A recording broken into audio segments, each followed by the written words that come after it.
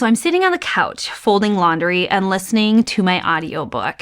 I'm 3/4 of the way into this book, and as you readers know what that means, I am deep into the best part of the story. It's like I'm not even folding clothes anymore. I am in the cemetery with Voldemort and Cedric Diggory and Harry Potter when my son walks into the room, lets out an exasperated sigh, and slouches onto the pile of clean clothes. I have two choices here, right? I can give him the look and continue listening to Harry Potter number 4, or I can pause my book and ask him, what's up? Now, my son has done what doctors John and Julie Gottman describe as a bid for connection. These two are gurus in the relationship world, and this is my 4th inspiring nugget of the week. So my son here is reaching out to me, asking for a connection. If he didn't want to talk to me, he could have gone to his room, he could have read a book, he could have practiced basketball outside, but he didn't. He came into the living room and flopped onto the couch that I was sitting on.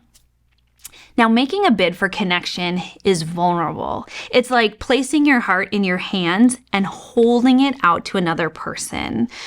Are you going to acknowledge me? Are you going to connect with me? Do you actually care about me? All these things are kind of going through your head consciously or subconsciously when you make a bid for connection.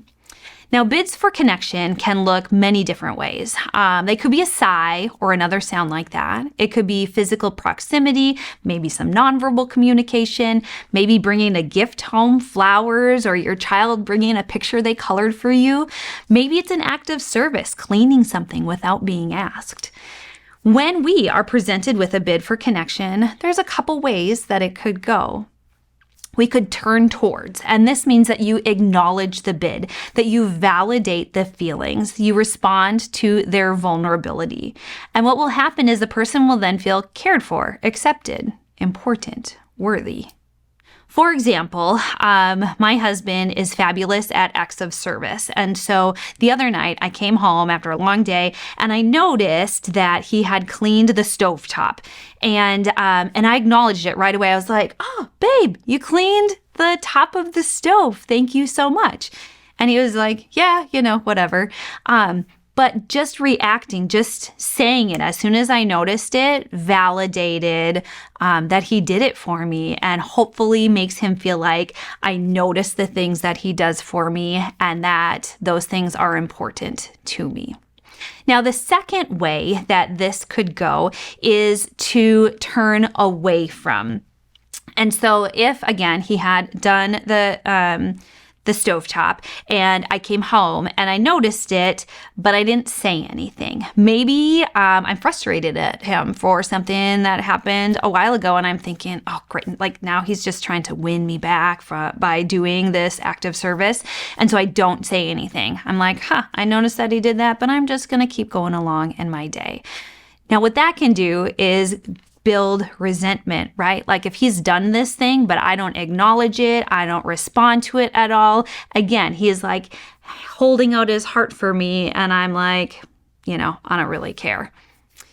I'm sure you can think of a time that you have done the same thing when you know that you should have responded, but you turned away from the bid for connection. Now, sometimes we miss entirely, like we don't even realize that it happened. So the other day, those really nice days before it got all stormy, one of my sons wanted me to come outside and play tag with them. Now, I detest tag. He's getting fast enough that I actually can't always catch him. And so I said no, and I just kept washing the dishes. Like, oh my gosh, he just wanted me to spend time with him. He was just saying, Mom, I care about you. Will you spend some time with me? Now, according to the Gottmans, masters of relationships respond to 86% of bids for connection. 84%, not 100%, just 84% of the time. And those who are really bad at their relationships respond to 33% of the bids for connection. So I want you to think about this. The next time that somebody brings up the weather or maybe makes some sort of noise or nonverbal cue, maybe they're reading or looking at their phone and they sort of snort in laughter, maybe it is funny, but probably They want you to ask about it. They want to share a connection for you. They're holding out their heart saying, do you care about me? So today, as you go throughout the rest of your day, notice bids for connections, the ones that you put out there, the ones that others set in front of you. I challenge you to meet their vulnerability with a response that makes them feel valued. See you tomorrow.